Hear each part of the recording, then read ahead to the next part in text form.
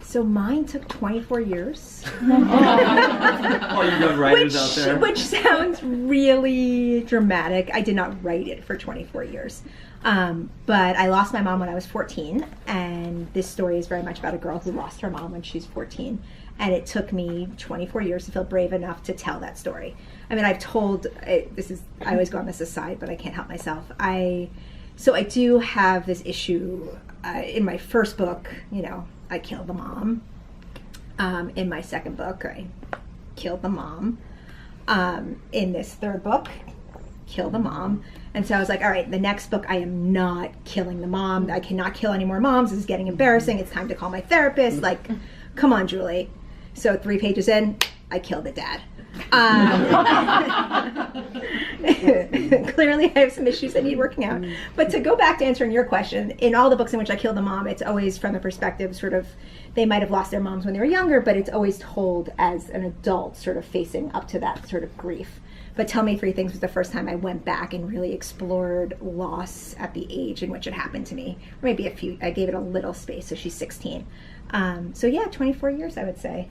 It's also based on a happy thing. It's not just a sad book. It's actually, they're heart-shaped waffles. This is not a really terribly sad book. I also once got an anonymous email, and the basis of the book is about an anonymous email. And so that was a really happy thing that happened to me. And that happened to me 10 or 14 years ago. So you can do some math there too, to put those two things together.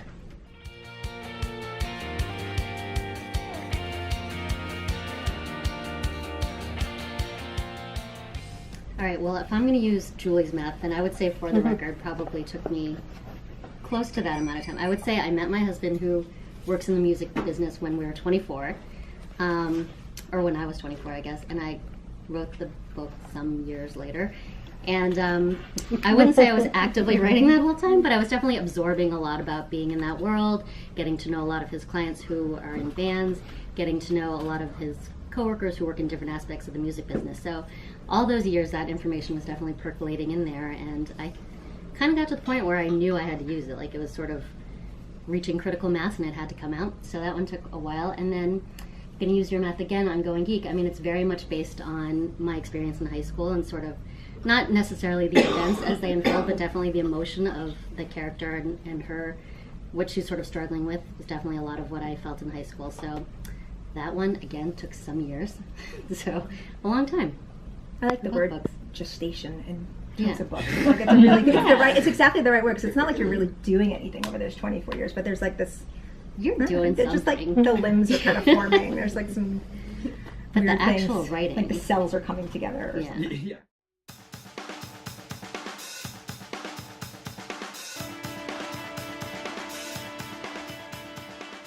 I go through different phases of intensity in terms of my writing. I think right now I'm in a difficult phase because my kids are at a very active age, and I try to write while they're at school, which I do with varying results, but I write a lot in like sort of found snatches of time. If I have 15 minutes sometimes while I'm waiting for one of them to do something, I will try to utilize that. But in terms of when I wrote these books, I definitely felt like I was being much more diligent about saying no to socializing and staying home when fun plans were sort of dangled in front of me. I haven't exhibited that discipline in a long time, so I need to sort of get back to that. But I do think that's what it takes. I think writing is a thing that you sort of actively have to show that you're choosing, and I think that you're not only showing whatever mystical muse or whatever that's out there, but you're showing yourself, like, this is important, this is a priority, I'm making time for this, and I'm choosing it above other stuff that I also enjoy. So I think that's, for me, a really challenging part of writing. But yeah, and then second would be trying to coordinate all my little found snippets of time and trying to make a cohesive experience out of that. Yeah, I think Charlotte's much better than I am at sort of snatching together time. I'm a little spoiled about my writing. I need to sit for long periods of time to really get into my work. I'm not good at just sort of taking out my laptop and banging something out for 10 minutes. I sort of need to get into it. I also waste a lot of time on the internet. It's destroying my life. The election was the worst thing that's ever happened to my productivity. I have this thing. We had a school visit today, and someone asked, "How do you stay focused?" And I brought up Freedom. Does anyone know what Freedom is? You guys saw? Freedom is the best. It's this amazing app you put on your computer which blocks the internet for set periods of time. So I will block the internet for 45 minutes or an hour. And honestly, if I do it for more than an hour, I get nervous. Like I get this. I'm so addicted to the internet. If I can't even put it for 2 hours because how could you not look at the internet for 2 hours? What's going to happen? So I block the internet on my computer for the set period of time. And then, I don't know if you guys have heard of this other little invention called the iPhone, but you can check on the iPhone the internet. And so then I'll take out my iPhone and I'm like, oh God. So then I downloaded something to my iPhone. It's this app that grows trees when you don't look at it. It's called Forest. But then I found out I had no problem killing virtual trees because they're not real. That doesn't work for me either. They're not real. And so I didn't understand it the first time you described it. Yeah. I was like, what is she talking about? Yeah, I was like, trees? The trees, basically, if you touch your phone, these trees die and you lose points. It's so stupid. Or actually, it probably works for some people. It does not work for me. And so I spend a lot of time fighting my distractions.